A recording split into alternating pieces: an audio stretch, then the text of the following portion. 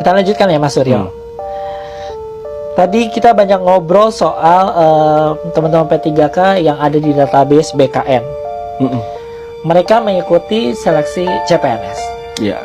Lalu pada proses SKD, SKB gagal.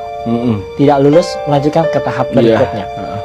Apakah bisa tetap mengikuti seleksi P3K tahap 2? Ini juga sudah kita mapping sebetulnya. Nah, dari tahap 1 dan proses pelaksanaan seleksi CPNS, kita mapping dari data non ASN 1,7 itu kurang lebih itu ada sekitar 62.000 itu non ASN yang ada di database BKN, mereka mendaftar di CPNS. Nah, gini Mas Dika, di proses pengadaan CPNS itu ada 3 tahap. Ada 3 tahap sebetulnya. Pertama tahap seleksi administrasi, kedua tahap seleksi kompetensi dasar, 3 tahap seleksi kompetensi bidang. Di situ ada 3 tahap. Nah, sudah kami mapping. Ada teman-teman non-ASN yang TMS atau tidak memenuhi syarat di seleksi administrasi. Ada teman-teman non-ASN database BKN juga yang lolos, yang MS atau memenuhi syarat lolos mengikuti SKD.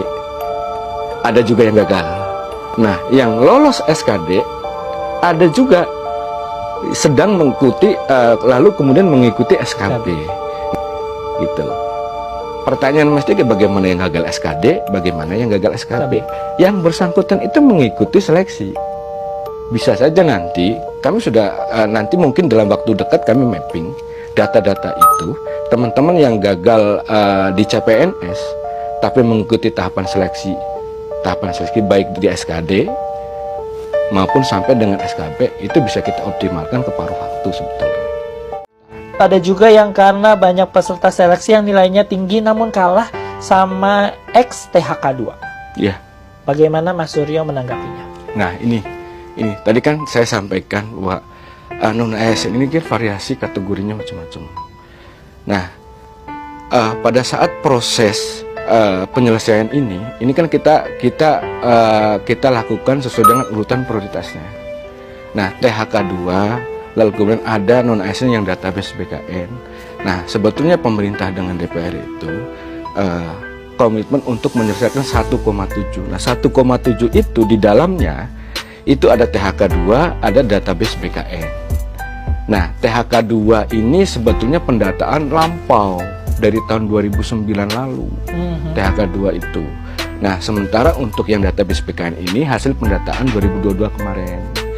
Nah, sehingga kelulusan didasarkan pada prioritas THK2 terlebih dahulu, walaupun nilai yang bersangkutan itu lebih rendah dari yang database BKN, karena prioritas kelulusan THK2 terlebih dahulu. Kalau THK2 selesai, baru kemudian database BKN. Kira-kira seperti itu. Nah, lalu kemudian pertanyaan Mas Dika, bagaimana dengan yang tidak dapat formasi? Nah, sebetulnya melalui Kepmen, beberapa Kepmen, kebijakan-kebijakan Kementerian Pan-RB, melalui Ibu Menteri itu, prinsipnya kami komitmen sekali lagi menyelesaikan non-ASN ini. Tetapi persoalannya itu kan ada pada pembiayaan. Nah, jadi misalkan di instansi itu non-ASN-nya ada 10, tetapi kemampuan untuk membayar gaji untuk non-ASN pada saat diangkat P3K itu 8 misalnya, kan gitu kira-kira. Nah, artinya instansi itu kan mengusulkan 8 karena kemampuan anggarannya untuk 8 orang, 8 P3K.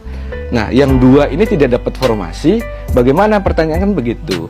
Nah, ini kalau di ketentuan kita ini sementara dia paruh waktu P3K dulu. Yang penting teman-teman non-ASN ini mengikuti seleksi sampai tahapan akhir. Gitu. ASN baik yang terdata ataupun yang belum terdata.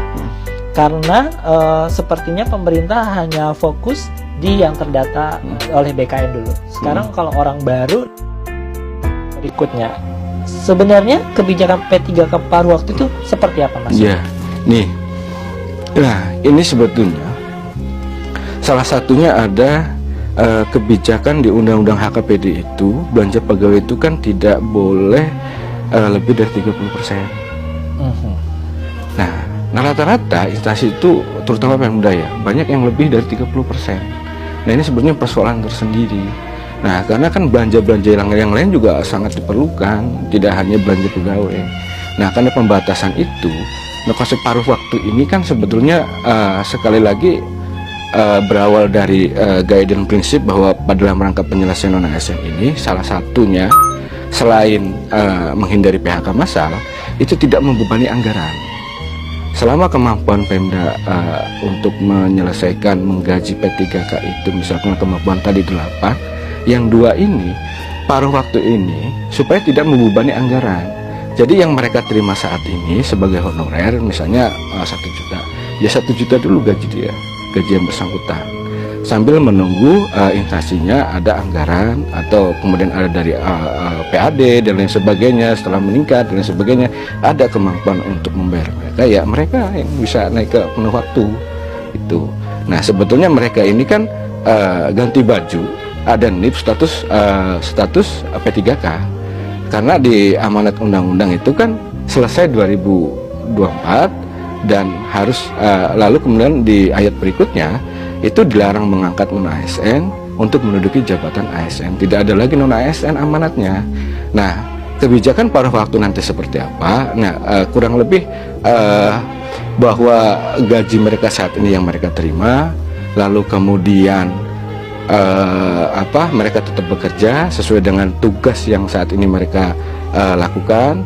Kemudian paruh waktu mereka juga dapat NIP, dan rencananya ini tetap pengaturannya kalau yang P3 itu penuh waktu sekian jam, nah mereka juga bisa ditentukan oleh PPK-nya, karena kan ada beberapa variasi gajinya itu kan macam-macam, ada yang 200.000, ada yang 300.000 dan lain sebagainya. Masa kalau 300.000 itu dia 1 hari full, 1 bulan full bekerja, nah ini ketentuan paruh waktu itu. Nah tetapi kami belum mengeluarkan kebijakan itu karena masih menunggu dari RPP manajemen ASN yang sekarang sedang berproses sebagai amanat atau ketentuan pelaksanaan dari Undang-Undang 20 Undang-Undang ASN itu. Nah, tapi kami juga paralel sedang mengkonsepkan itu. Mungkin kami juga harus lebih intens juga diskusi dengan beberapa instansi, terutama dengan teman-teman Kementerian Keuangan. Karena supaya yang menghindari beban 30% HKPD belanja pegawai itu. Nah, kami mencoba mengusulkan supaya gaji paruh waktu itu di luar belanja pegawai. Proses penyelesaian untuk non ASN ini amanat dari Undang-Undang 20. Nah, amanat dari Undang-Undang 20 ini harus kita selesaikan Desember 2024. Tetapi kita masih perpanjang sampai tanggal 7 Januari. Nah, tanggal 7 Januari ini harus dimanfaatkan dengan baik karena kesempatan hanya datang sekali.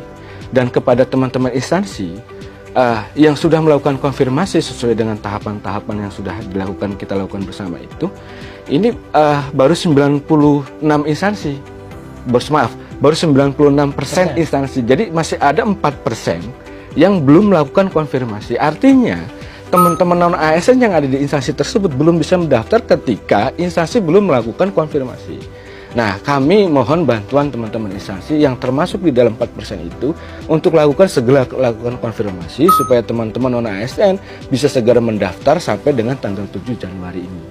Jadi kita upayakan bersama Menpan, BKN dan instansi yang lain termasuk instansi yang di daerah untuk segera lakukan konfirmasi supaya teman-teman di non ASN di instansi pemerintah segera melakukan submit pendaftaran. Nih.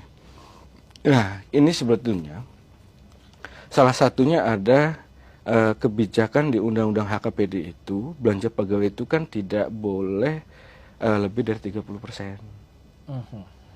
Nah, rata-rata instansi itu, terutama Pemda ya, banyak yang lebih dari 30%. Nah, ini sebenarnya persoalan tersendiri. Nah, karena kan belanja-belanja yang lain juga sangat diperlukan, tidak hanya belanja pegawai. Nah, karena pembatasan itu, konsep paruh waktu ini kan sebetulnya sekali lagi berawal dari guidance prinsip bahwa dalam rangka penyelesaian non ASN ini salah satunya selain menghindari PHK massal itu tidak membebani anggaran.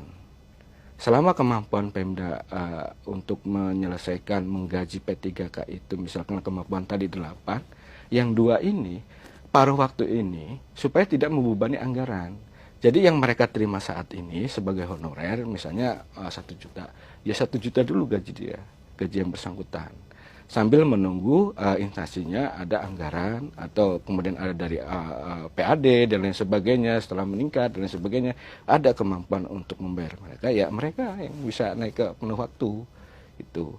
Nah sebetulnya mereka ini kan ganti baju, ada NIP status P3K, karena di amanat undang-undang itu kan selesai 2024 dan harus lalu kemudian di ayat berikutnya itu dilarang mengangkat non-ASN untuk menduduki jabatan ASN. Tidak ada lagi non-ASN amanatnya.